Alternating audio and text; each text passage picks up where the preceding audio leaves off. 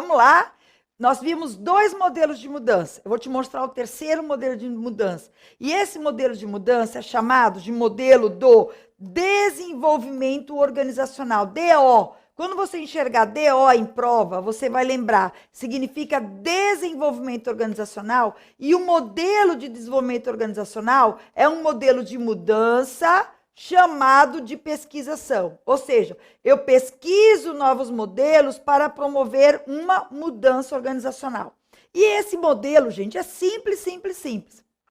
A primeira coisa, você faz um diagnóstico da situação, ou seja, você procura problemas, você procura oportunidades, porque problemas também são oportunidades de melhoria, certo? Daí você procura os problemas, faz uma análise das causas do problema, faz uma análise do processo como um todo, né? Como o processo que está acontecendo, né? Daí você, a partir dessa análise, você chama os participantes e mostra a situação que a gente chama de retroalimentação ou chama de feedback, né? Olha, minha gente, é como se você estivesse no feedback comunicando a necessidade da mudança. Então, é como se a gente dissesse assim, ó, retroação dos dados ao participante e elaboração dos planos. É como se você fizesse a comunicação da necessidade da mudança, tá certo? E você dá para os participantes, né, as informações para que eles se insiram naquele processo de mudança. E aí você entra na ação, ou seja, você começa a processar a mudança. E nesse processo de processamento, ou seja, nesse processo de mudança,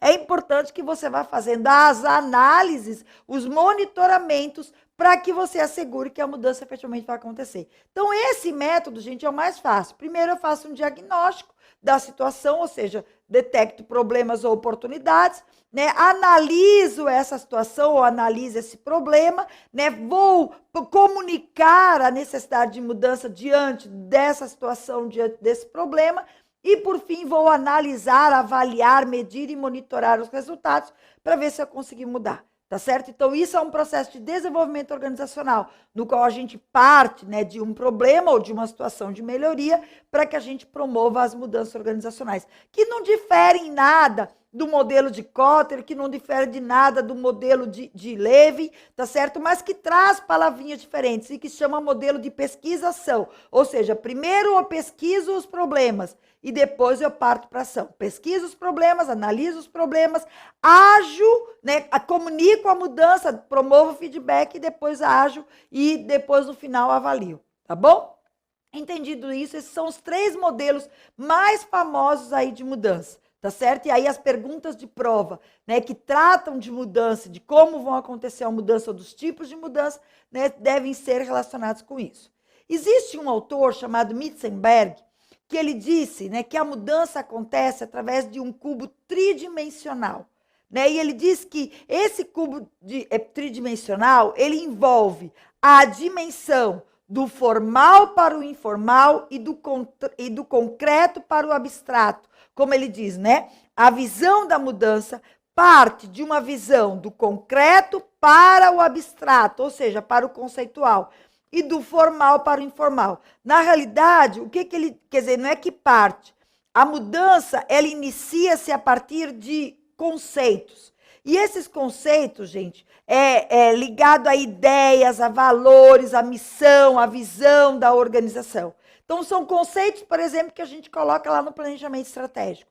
E aí, a partir desses conceitos, a gente começa a promover as mudanças e o que Mitzenberg diz é que a mudança só acontece de fato quando concretamente ela é implementada. E falar em concretamente significa que os produtos estão sendo mudados. E esses produtos estão sendo mudados porque as pessoas efetivamente mudaram, tá certo? Então, a gente diz que essa mudança, né, que é a situação atual e a situação desejada, né, parte, né, primeiro, na organização, a gente tem que mudar a cultura e aí estabelecendo novos objetivos. A gente tem que mudar a estrutura para estabelecer novas posições.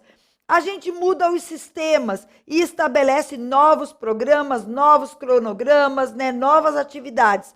E a gente diz que a partir dessas mudanças que vão das ideias para o concreto, a gente consegue mudar as pessoas. Ou seja, na situação atual, a organização como está, né, a gente tem que mudar estes fatores para que a gente consiga promover mudanças no longo prazo. Ou seja, consiga promover mudanças na forma da gente trabalhar.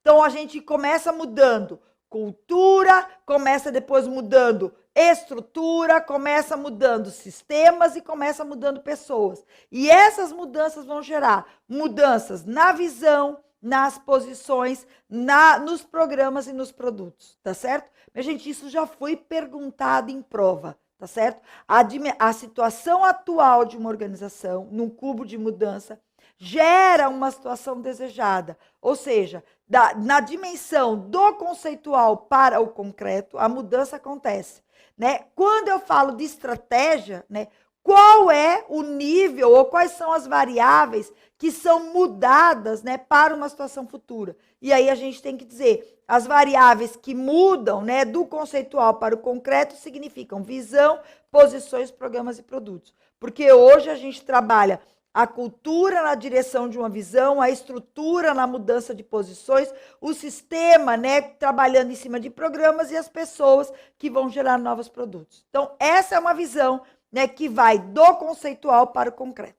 A outra ideia é que a mudança planejada, gente, segundo Mitzenberg, ela acontece do formal para o informal. Ou seja, a gente estabelece o planejamento estratégico, vamos imaginar, né, ou estabelece um modelo de mudança formal para que a mudança aconteça informalmente, ou seja, para que as pessoas internalizem aquele processo de mudança, tá certo? Então, ele criou essa concepção no cubo de mudança para dizer, as mudanças na organização não acontecem por acaso, elas acontecem porque elas saem de um processo conceitual para o concreto, além disso, de um processo formal para o informal. Tá certo? E aí, esse cubo da mudança está colocado aqui. A mudança planejada, ela acontece do formal para o informal. E o cubo da mudança diz que as mudanças só acontecem com maior efetividade quando a gente tem, né, um processo, né, que vai do conceitual para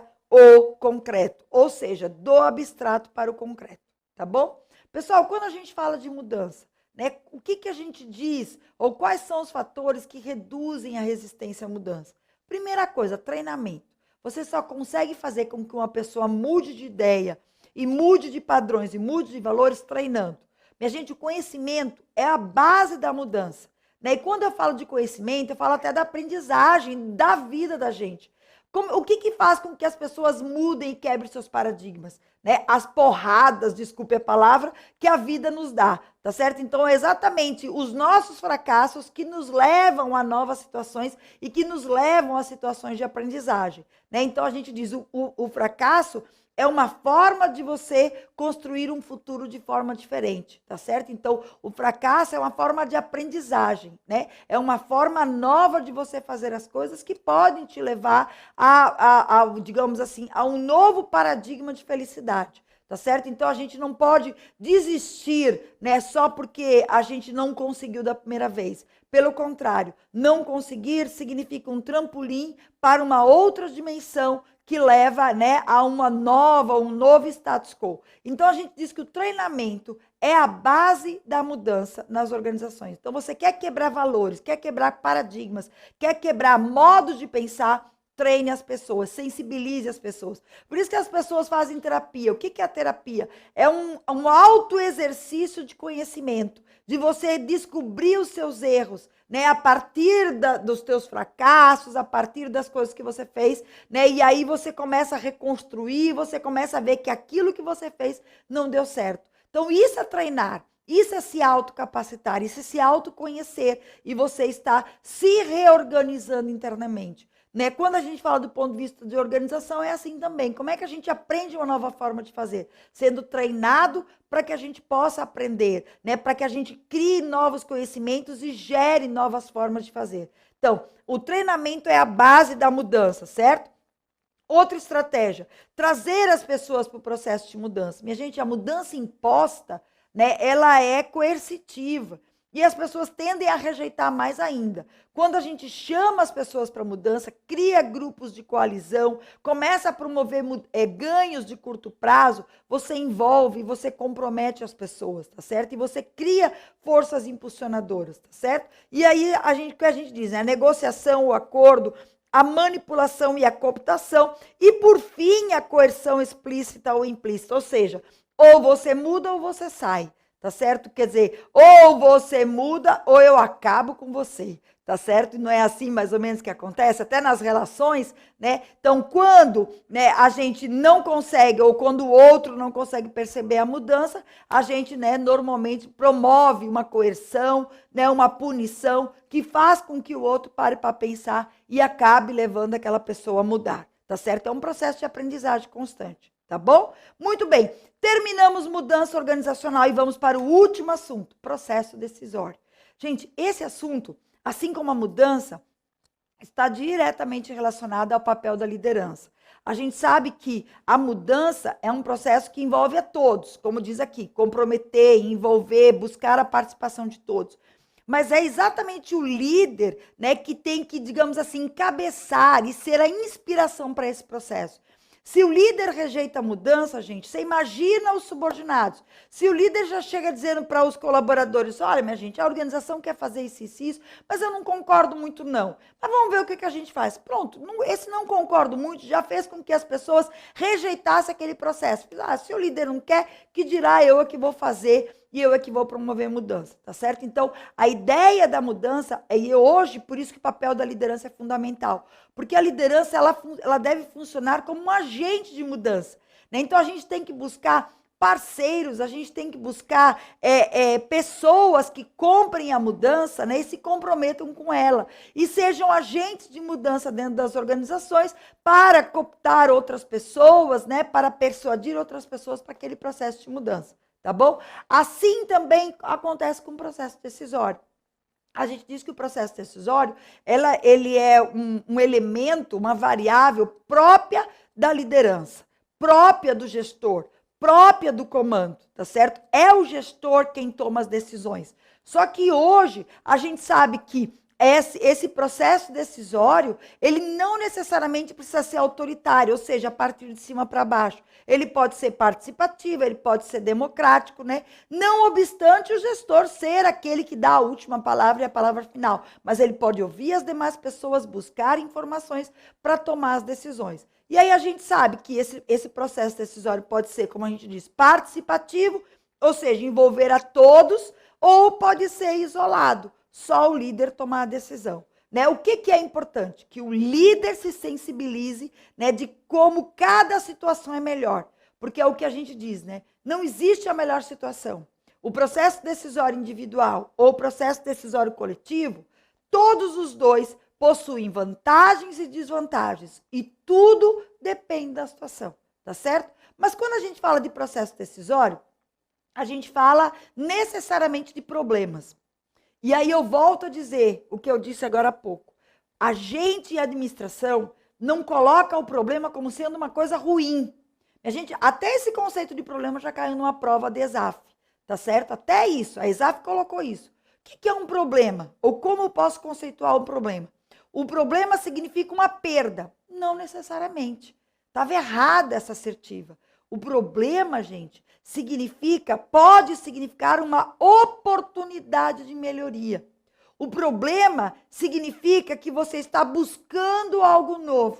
O problema, para a gente, significa uma meta a ser alcançada. Ou seja, é uma oportunidade de melhoria. Não necessariamente é uma perda. O problema é uma constatação de que algo hoje precisa ser melhorado. Tá certo? E isso não necessariamente, como eu disse, isso não necessariamente é uma perda, tá certo? Isso pode ser até gerar um ganho. Então, eu costumo desenhar um gráfico que diz assim, ó, o que é o problema? O problema é o gap, é a meta entre aquilo que você tem, que é a situação atual, e a situação desejada, tá certo? Eu tenho um problema. Um problema não é uma perda, tá certo? Um problema é uma oportunidade de melhoria. O problema é uma coisa que você quer alcançar. É uma meta a ser alcançada. Então, o teu problema hoje é passar em concurso. E o que é isso, gente? Se não um gap entre a situação atual e a desejada. Se não uma oportunidade de você melhorar. Se não uma meta a ser alcançada, tá certo? E quando a gente fala de problema, já que a gente definiu o problema, a gente tem duas formas de resolver o problema. Ou seja, nós temos duas perspectivas para que a gente tome decisão. O que a gente chama de perspectiva do processo e a perspectiva do próprio problema. Tá certo? A gente diz que a perspectiva do processo concentra-se nas etapas da tomada de decisão. Ou seja, eu tenho um problema, analiso as alternativas, né? Faço todos os estudos. Não, tenho um problema, defino alternativas para a resolução do problema, analiso essas alternativas e os impactos dessas alternativas para a resolução do problema, comunico, né, a decisão e parto para a ação. Ou seja, a perspectiva do processo se concentra nas etapas da resolução do problema, selecionando a melhor alternativa relacionada com o procedimento.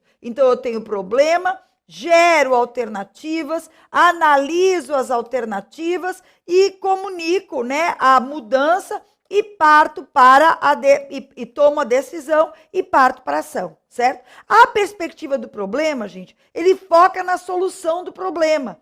E aí, o que ele faz? Ele usa modelos matemáticos, em vez de ele focar no processo de analisar as alternativas, não. Ele foca nos modelos matemáticos de teoria dos jogos, teoria das filas, probabilidade estatística, para que ele possa resolver o problema, tá certo? Então, ele não está necessariamente focando nas etapas, ele está focando no problema. E aí ele está olhando o problema e está olhando, analisando soluções através dos modelos matemáticos, estatísticos, gráficos de Gann, de PERT, né? Todo gráfico aí que a gente tem, né? Que são instrumentos aí da administração, que são ferramentas da administração, né? Para que a gente possa analisar o problema. Então, entendemos, nós temos duas perspectivas para resolver o problema.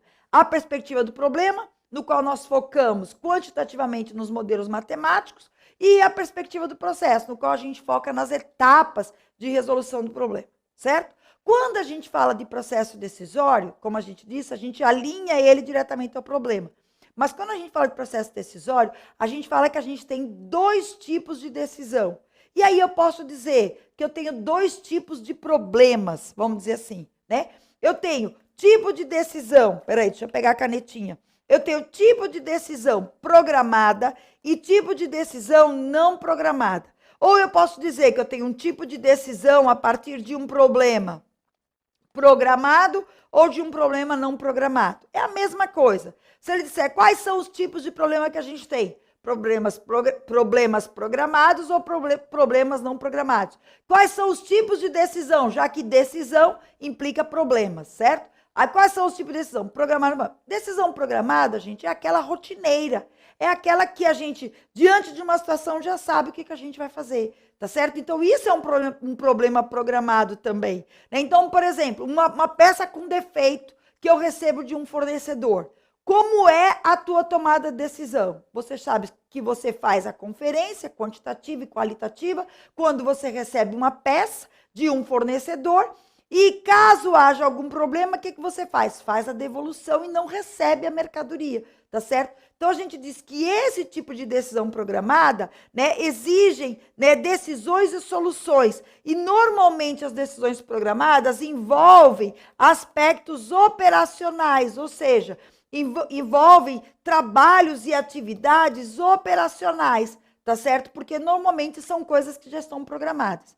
Os problemas não programados, pelo contrário, são situações novas, são situações que não são rotineiras. E a gente diz mais, são situações voltadas para a imprevisibilidade e para a inovação. São normalmente situações estratégicas, ou seja, a gente pode dizer que as decisões programadas acontecem no nível operacional. E as decisões não programadas, veja, eu não posso dizer assim, acontece, mas elas têm probabilidade de acontecer no nível operacional. E as decisões não programadas no nível estratégico. Porque aquilo que acontece, por exemplo, aspecto político, econômico, social, né, a crise de governabilidade, essa delação premiada que gera aumento da taxa do dólar, baixa da taxa do dólar, quer dizer, essa imprevisibilidade faz com que as organizações tenham que tomar decisões o tempo todo. Vamos comprar dólar, não vamos comprar dólar? Vamos tirar o dinheiro da aplicação, não vamos? Vamos tirar empréstimo, não vamos? Ou seja, são decisões não programadas, são decisões imprevisíveis, normalmente decisões estratégicas. Outra forma da gente classificar os problemas significa falar em problemas estruturados e problemas não estruturados, tá certo? E aí a gente diz até que tem a ver com a tomada de decisão. Eu sempre digo que as palavrinhas não importam na prova, ou seja, eu tenho problemas estruturados e problemas não estruturados. Eu tenho tomada de decisão estruturada e tomada de decisão não estruturada. Você está vendo que tomada de decisão e problema eu posso substituir em qualquer situação? Pois é, pense assim na prova. Ah, Beth, eu não sabia que problema é que eu tomar decisão. Gente, a tomada de decisão é em cima de uma situação, é em cima de um problema, ou em cima de uma solução, tá certo? Então, eu tenho a solução, que a gente diz que é a teoria do problema, e aí eu parto daquela solução a partir de modelos matemáticos estatísticos. E a teoria do processo, eu parto do problema, que é a meta. Então, a tomada de decisão sempre vai partir de uma meta, de um gap, né, de um problema que está ali colocado, tá bom? E quando é que eu digo que esse problema ele é estruturado? A gente diz que ele é estruturado normalmente quando eu trabalho com condições de certeza, risco e incerteza. O que significa falar em condições de certeza, risco e incerteza? Significa que eu conheço as alternativas de solução. Conheço as alternativas de solução. Ah, eu tenho um problema estruturado, né? E aí eu conheço as alternativas de solução para todos, né? Está estruturado. Diante desse problema, eu conheço quais são as soluções para esse problema. Agora, eu não sei, por exemplo, existem algumas alternativas que eu tenho convicção do impacto da implantação dessas alternativas. Ou seja, eu tenho certeza de 100%, né, de que se eu implantar, eu vou ter esses resultados, certo? Nas situações de risco, gente, eu tenho probabilidade do impacto dessas alternativas, tá certo? E nas situações de incerteza, eu não sei o que pode acontecer, tá? Então, voltando de novo, o que é um problema estruturado? É um problema que eu conheço soluções. Então, eu tenho um problema estruturado. Qual é o meu problema estruturado? Eu preciso arrumar emprego, certo? E aí, vamos imaginar, eu conheço as alternativas, né? Então, eu posso trabalhar, eu posso fazer concurso público, posso procurar emprego na iniciativa privada, certo? E aí, qual a ideia? A ideia é que se eu implantar uma, eu tenho 100% de certeza daquela implantação. Eu vou dar um exemplo melhor. No caso da peça, né? No caso da peça que eu recebi de um fornecedor, né? Se a solução for devolver a peça, eu sei que eu sei a alternativa e eu sei qual é o impacto. Eu vou devolver a peça e ele vai me mandar uma outra peça, uma peça nova, certo? Então, isso eu tenho certeza. Se eu tomar aquela atitude, eu sei o que vai acontecer, né? E eu tenho certeza do impacto daquela alternativa. Nas situações de risco, gente, eu tenho probabilidade. Então, se eu tomar uma decisão, a probabilidade, por exemplo, eu peguei uma gripe, certo? Aí a minha tomada de decisão é de tomar aquele remédio. Qual é o impacto de tomar aquele remédio? Existe a probabilidade de você ficar bom. Então, você tomou uma decisão de tomar um remédio e você tem a probabilidade de você ficar bom, tá certo? Já a situação de incerteza, você não conhece nem a probabilidade. A situação de certeza é quando você não tem controle, né, daquela situação. Então, você vai, por exemplo, você vai dizer, vou comprar o dólar amanhã. Não dá para comprar hoje porque eu só vou comprar o dólar amanhã. Amanhã eu tenho controle do que vai acontecer, eu sei que essa é a minha alternativa. Vamos dizer, eu vou viajar, preciso comprar o dólar. Sei qual é a alternativa, preciso comprar, né? Mas eu não tenho como saber qual o valor que vai estar amanhã. Então, isso é uma situação de incerteza, que eu não sei qual é o impacto dessa alternativa. Ou seja, se amanhã eu vou pagar mais caro, se amanhã eu vou pagar mais barato, tá certo? Então, isso é uma situação de incerteza, quando eu não sei qual é o impacto da alternativa, ok? O problema não estruturado é quando a gente tem variáveis, gente, desconhecidas ou que não podem ser tratados nem com grau de certeza. Ou seja, eu tenho um problema e eu sei que eu tenho como solucionar, mas eu não sei como que eu vou solucionar. E aí tem uma máxima que diz assim, ó, um problema que não tem solução, solucionado está. Escuta, isso já caiu em prova de concurso. Ou seja, se você tem um problema que não tem solução, gente, não é um problema. Esqueça, porque ele não é um problema.